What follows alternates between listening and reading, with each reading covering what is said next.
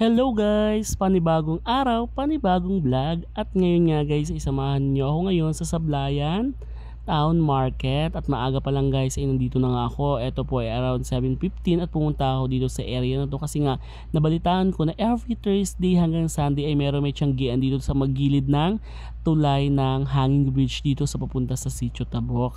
At kaya nga nag-ikot-ikot ako at ito yung mga nakita ko. Syempre ang una kong nalapitan ay ito mga nagtitinda ng mga gulay, nagtitinda ng mga tiyanggi-tiyanggi dito ng mga paninda at ito nga nakakita ako ng sibuyas Tagalog. At sakto dahil sa training namin sa chain delivery voucher program ay gagawa kami ng split bread. Kailangan ko ng onion leek kaya bumili na rin ako, kumbaga fresh at sa halagang 70 pesos lang ay malaki na yung kanyang pinaka tali. Kaya sabi ko ate bigyan niyo ako ng isa. Ito nga pala yung Sablayan Farmer Hub na kung saan makikita mo yung iba't ibang paninda dito na mga kalakal na mga kababayan nating taga Sablayan at nag-ikot-ikot ako. Yan nga may mga kamatis, sibuyas, and yan talaga yung una kong tiningnan kanina. Sabi ko bibili na ako para may magamit ako hindi lang sa paggawa ng tinapay. In the same time masarap kasi yung dahon niya ilagay sa mga sopas sa mga pininda namin sa kantin. At eto nga guys, nag-ikot pa ako. Ito yung sili kanina. So sabi ko kay ate magkanong kilo, sabi niyo 50 ata yung 1/4 kaya 50 pesos lang yung binili ko kasi nga masyadong mahal pa rin yung sili at yung sili naman na yan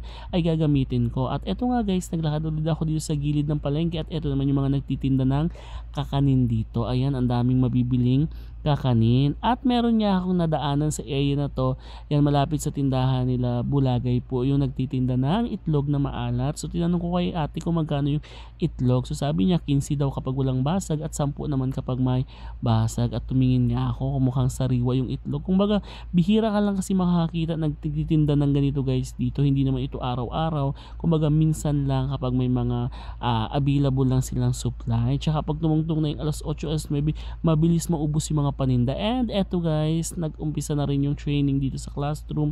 Ayan, eto na yung mga bata gumagawa sila ng output sa bread and pastry. Ayan, gumagawa sila ng hotdog roll. Ayan, ito yung isa sa ginagawa nila, more on actual. So ito yung tinatawag natin joint delivery voucher program guys, kung saan ang mga beneficiary nito ay ang mga grade 12 student no na TVL dito sa Occidental Mindoro. Yun nga lang hindi naman lahat ng high school or senior high school sa Oxy ay nag-o-offer ng TVL ng mga ganito ng cookery or yung bread and pastry, kaya selected lang dito sa Occidental Mindoro. Isa ang Sablayan sa nag-o-offer ng joint delivery voucher program at kami nga po yung mapalad na naging partner nila, kaya naman pinag-iigi namin yung pagbibigay ng training dahil ito naman po ay funded ni DepEd. Kumbaga ayan, binabayaran naman yung school namin. So at yan nga yung ginagawa ng mga bata, talagang hands-on sila sa skills, no? Hindi lang attitude, pati skills sila ay nade-develop. At dito sa bilang area naman guys, ayan yung mga bata naman ay nagpa-practice ng kanilang table napkin folding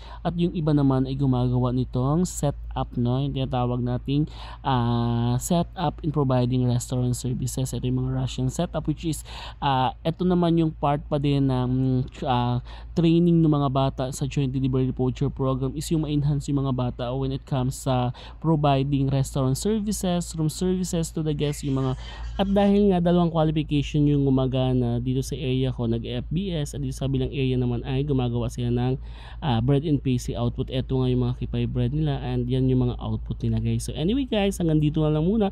Thank you for watching.